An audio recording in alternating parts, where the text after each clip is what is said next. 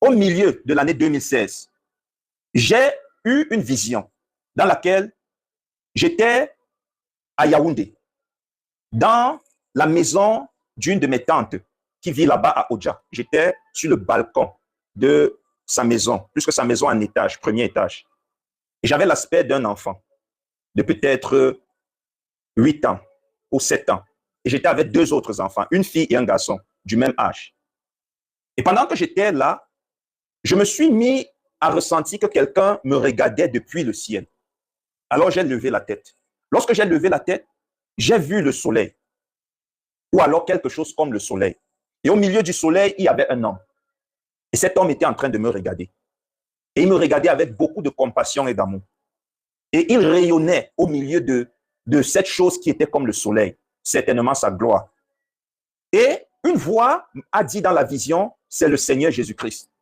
Alors je me suis mis à crier en disant aux autres, regardez, voilà le Seigneur Jésus-Christ qui est en train de nous regarder. J'étais tout content, le Seigneur Jésus, le Seigneur Jésus.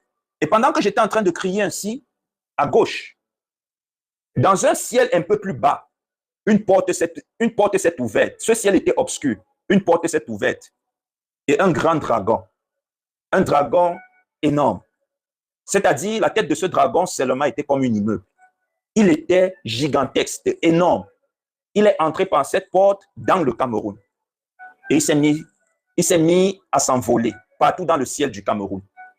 Et après s'être envolé partout dans le ciel du Cameroun, il s'est déposé et il est devenu un grand mur. Un mur indestructible par les forces des hommes. Un mur qu'aucun homme ne pouvait détruire avec les outils qu'il peut fabriquer. Il est devenu un mur géant qui a divisé la nation en deux. Et j'ai commencé à me poser la question, mais comment est-ce que je fais pour rendre visite aux autres membres de ma famille qui sont de l'autre côté du mur? Parce qu'il avait divisé la nation en deux. Et je me suis retourné vers le Seigneur qui était dans le ciel en train de regarder. Et lorsque j'ai mis le regard sur lui, j'ai vu qu'il était tout triste et c'est comme s'il pleurait. Et j'ai écouté une voix qui m'a dit, prie, empêche-le. Empêche-le de diviser le Cameroun. C'est en ce moment que mon aventure dans l'intercession commence, que je commence à prier pour le Cameroun.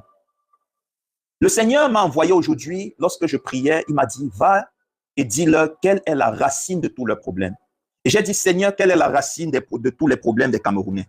Le Seigneur m'a dit, ils sont divisés. Les Camerounais sont divisés.